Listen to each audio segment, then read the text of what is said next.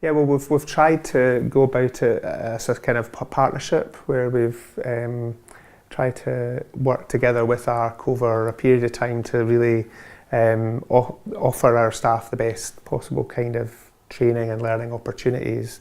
So I think we first started just over a year ago. I think our first group that Susan and Paula would have been in started about this time last year.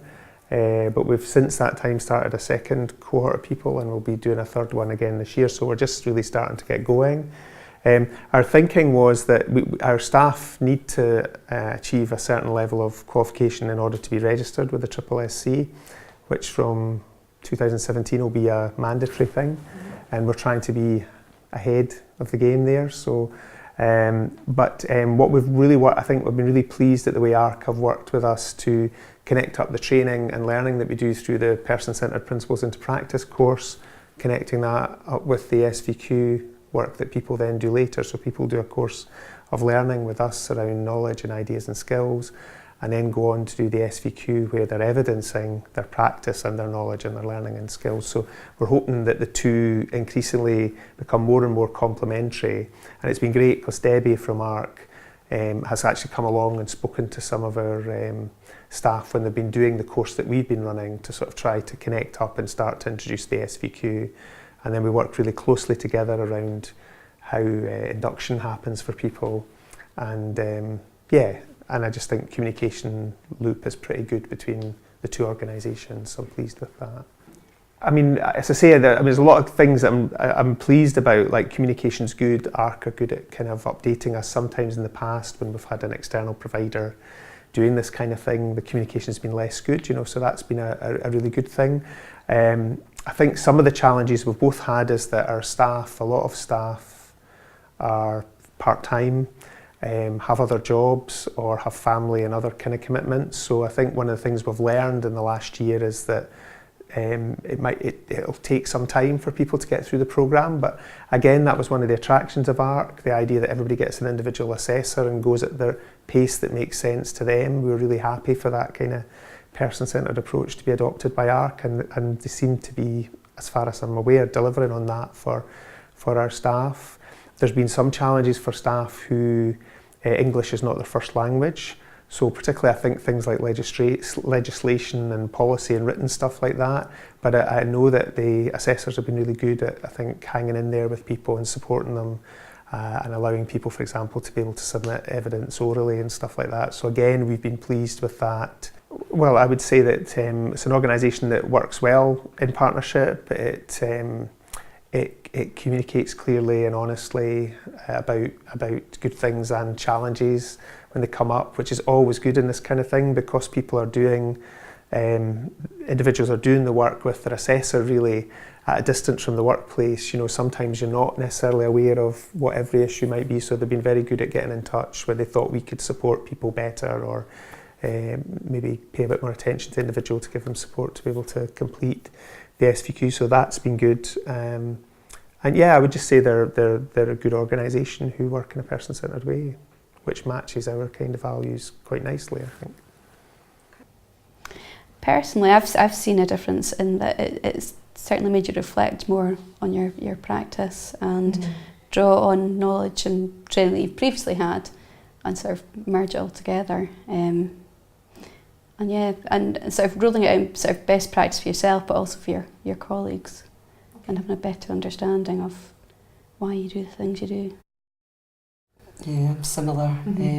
It's given me quite a lot of confidence, something to achieve that I thought maybe I couldn't do. And I'm actually really enjoying it. It's given me a lot of confidence. Well, the biggest challenges, certainly for working towards SVQ3, would be time management and fitting it in around your work and your commitments in your home life. Well, it's mostly trying to revolve around your social life, like your family, and to fit it in with work as well. Because like if you're covering for holidays and sick, and when you're getting asked to do extra time, cover. Well, I think I work quite part-time anyway, but the shifts that I do are long, so by the time you've finished and then go home and sort of sort out family life and children's activities. And find the time to actually dedicate. So I tried to dedicate sort of one day a week that was sort of my SVQ day, so that you kind of got into the mindset of SVQ that day, and then you just got on with it. And I've always had quite a supportive line manager, and Philip has been excellent and sort of reminding me about sort of deadlines, and not too onerous deadlines, but that you have got work to do, and it needs to be assessed, so to get it in a sort of in timely fashion. Yeah, he's very supportive. Certainly saw Debbie right at the beginning when we had this sort of initial chat about SVQ, and then after that it's been Philip, unless there's been any concerns, but I've not had to know of it, because Philip's just always been at the end of the phone, or he'll answer emails promptly, or if I've needed any extra advice, just he'll come and meet us, make an appointment to come and see us a time. No, I think I'll quite like the challenge of doing it. I think if there was other courses and things coming up, I think I would be more confident to go for them now.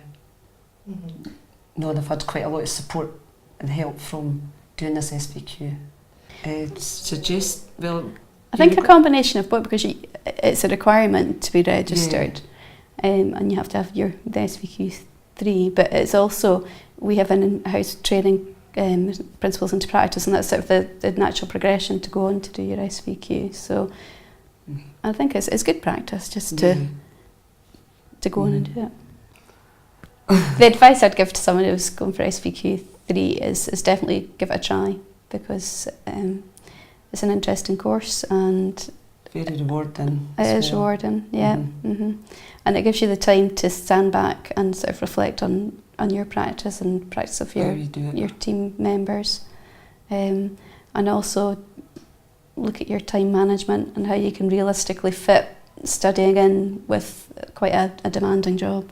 Yeah, and I feel, I don't know how to really word this, but like how they see what potential you've got inside yourself, because a lot of that's shown through my SVQ work.